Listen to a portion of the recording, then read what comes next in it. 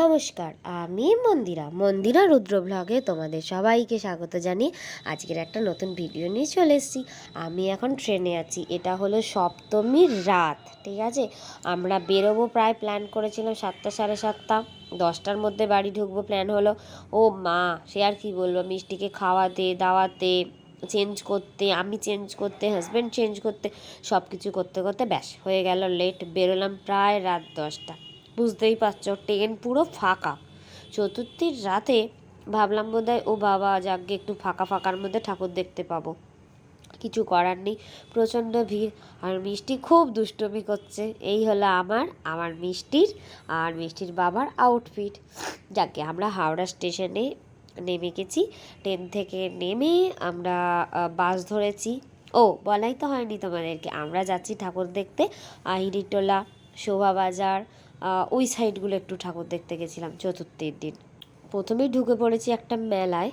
এই যে মেলাতে ফুচকা টুচকা সব প্রায় সব কিছুই রয়েছে, সাজের দোকান টাজের দোকান। কিছু যে কিনবো, এত কাদা প্যাচপেচে বৃষ্টির জন্য মানে পা দেওয়াই যাচ্ছে না। এই নাগরদোল্লাটায় জানেন তো, দেখে একটা কথা খুব মনে পড়ছিল, তখন মিষ্টি হয়নি। আমরা বিয়ের পরপরই বা পরের বছরই এরকমই মিষ্টির বাবার আমাকে প্রথম নাগরদোল্লায় চড়িয়েছিল। মানে সেই আনন্দটা না আমি কোনো দিন ভুলতে পারবো না। আমার সমস্ত ইচ্ছে শখ এই মিষ্টির বাবার হাত ধরেই পূরণ হয়েছে। জানি না আগামী জীবনগুলো কেমন হবে।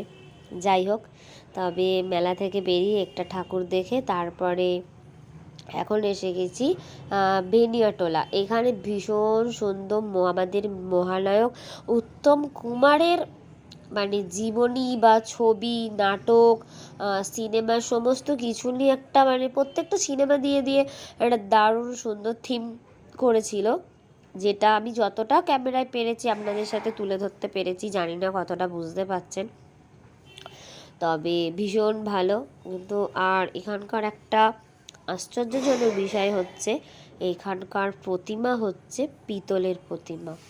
আমি প্রথম এরকম দেখলাম হয়তো পিতলের প্রতিমা। তো ওই পিতলের প্রতিমাটা আপনাদের সাথে দেখাবো, আর কিছুক্ষণ পরে আপনি দেখতে পারবেন। আর আপনাদের কি মনে হচ্ছে এটা চতুর্থীর রাত? বলুন দেখি। ভিড় মানে সাংঘাতিক ভিড়। আর মিষ্টিকে নিয়ে যাওয়াটা, ওফো। তারপরে যখন রাত্রিরে ফিরলাম, লাস্ট গিরিশ পার্কের ঠাকুরটা দেখে বাড়ি ফিরবো, তখন মারাত্মক ঝমঝমে বৃষ্টি, তাও বাজে ভোরবেলায় 3টে সাড়ে 3টে।